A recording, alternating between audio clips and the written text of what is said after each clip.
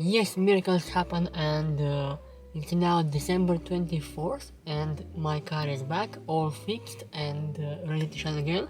And I want to explain in this video exactly what was the entire procedure when you have a warranty issue on your Porsche Taycan. So I want to start off by saying that the HV heater failed on my car on December 9th, and now it's December 24th and the car is fixed again. I sent the car in that day with Porsche assistance, and the car was waiting for her turn to be diagnosed, and then around December 14th they told me that in fact the HV heater was failed and it required a new part to be fitted. They told me at first that the part was going to arrive in 3 weeks and another 1 to 2 days for them to fit the part. For me it was okay. I genuinely understand that these type of cars, the new technology, will fail somehow, and I wasn't really pissed off by the fact that the HV heater was no longer working. But what I don't understand at all is lack of attention to the client, because when the car was shipped to the dealership they treat it like any other car. Doesn't matter that it's bought from that dealership or it was bought second-hand. Not only that, the car is 10 months old and already it has a major issue, and that did not count for the speeding up of the process. After realizing everything that I've just said to you, I texted them again and I asked for a replacement car. At first they told me, no, this is not possible, we don't do this kind of things, and I started asking left and right to my other friends that also bought Porsches and they were brand new, and they were given replacement cars. I texted them again and I firmly asked that I want a replacement car. I firmly suggest that I want a replacement car, and they told me again that this was not possible for no single reason. Unfortunately, I was obligated to have a spicy chat with my dealer and also the technician that was working on the car. I was deeply unsatisfied by their take on my problem, and for around 12 hours I had no reply whatsoever from them.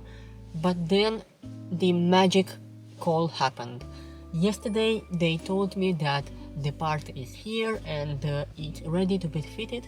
Yesterday I picked up my car, actually 2 days ago, and yesterday I picked up my car. Fortunately, because my car was sent with the Porsche assistance, they needed to bring my car back. So after they told me that the car was ready, I told them that I'm not able to arrive at the dealership to pick it up myself, and they kindly suggested that I can use Porsche assistance. Gladly I so did. By the evening the car arrived to my doorsteps, and from now on I'm here. I detailed the car, I applied ceramic coating, and now it's ready for her first winter actually. After this experience I've realized a lot of things, and I want to explain them today.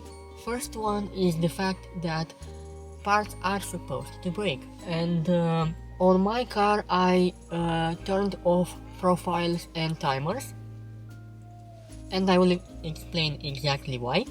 So every time you have this profile and timer turned on, every single day, or depending on what profile you use, the HV heater will be turned on and it will warm up the cabin. That's a really good thing, you might be questioning yourself. But let's say in my case, in my experience, I'm never able to arrive at that exact time that I put my profile on.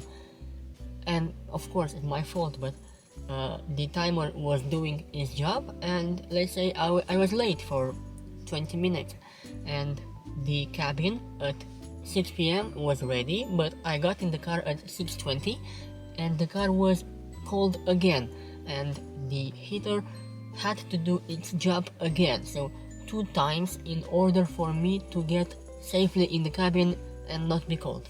What I will do from now on, I won't be using profiles and timers to preheat the cabin while it's cold, but I will still use them for my charging. And now the main question is how I will be able to warm the cabin.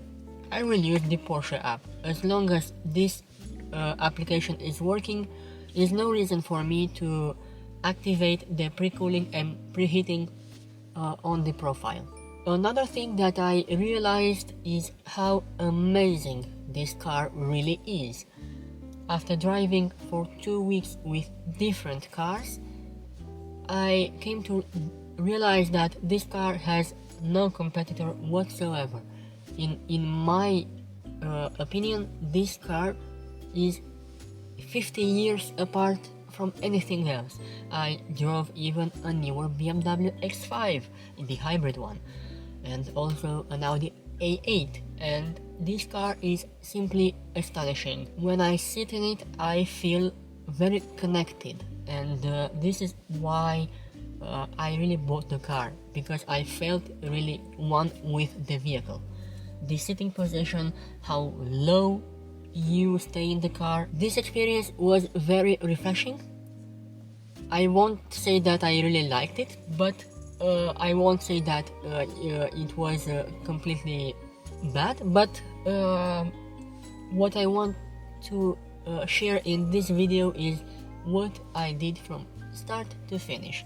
Now is December 24th and the car is here, heating is working. I've made this video to make you understand what's really happening behind this warranty issue, and when you will have a warranty issue like me, maybe this video will help you, and this certainly will help myself in the future, because I've came to a realization that I watch my videos from the past, and seeing how much I evolve makes me feel better, and of course I'm able to help a lot of you who are on their way to buy a new car, or already they have a car and they might have some questions on it.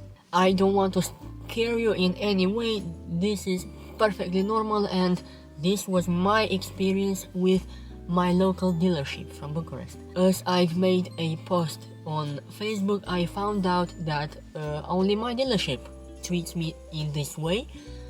In other countries they actually treat you better, so I hope you live in a more civilized country like Germany or Netherlands or even UK or even France, Italy, not Romania. When you want to buy a car, please be very careful where you live, because this affects the way you will be treated. I want to end this video on a good note. I have a very interesting trip coming, and I hope you will join me. Please subscribe, and I will see you in the next one, and please leave your experience in the comments below. Ciao.